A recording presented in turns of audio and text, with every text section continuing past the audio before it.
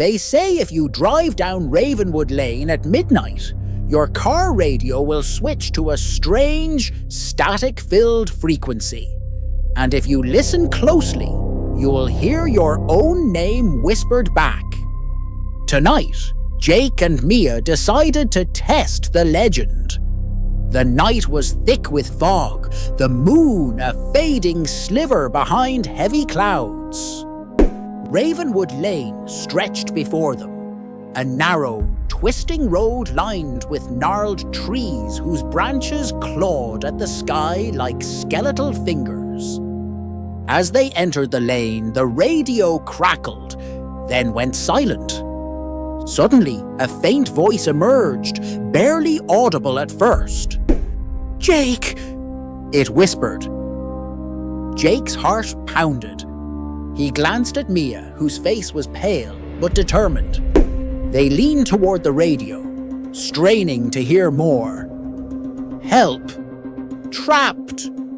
The voice grew clearer, joined by chilling static that seemed to seep into the car itself.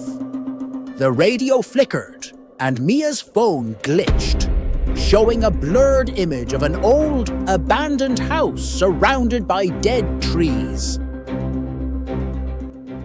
The house they passed moments ago, without noticing. Jake insisted on stopping, curiosity overpowering fear.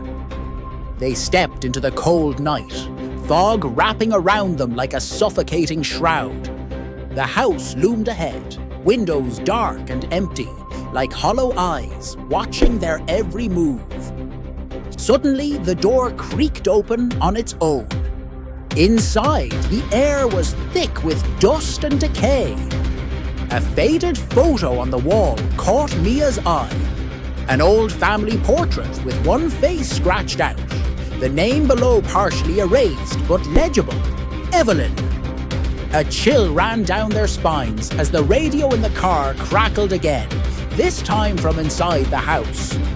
They followed the sound to a dimly lit room where a vintage radio sat on a table, playing static.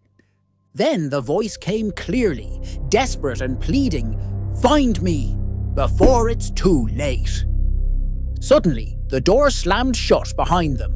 The room plunged into darkness except for the eerie glow of the radio screen. Jake reached out to turn it off, but his hand passed through it as if it were a ghost. The radio whispered again, "Don't leave me here." Panic surged. They tried the door. It wouldn't budge. Outside, the fog thickened, swallowing the house completely. Hours later, a lone driver passed Ravenwood Lane, his radio flickering between static and a faint whisper. "Jake! Mia! Trapped forever!" The house vanished without a trace. Was it ever real? Or did the legend claim two new souls that night? The line between the living and the lost on Ravenwood Lane blurs. And some say the whispers never stop. Will you dare to listen?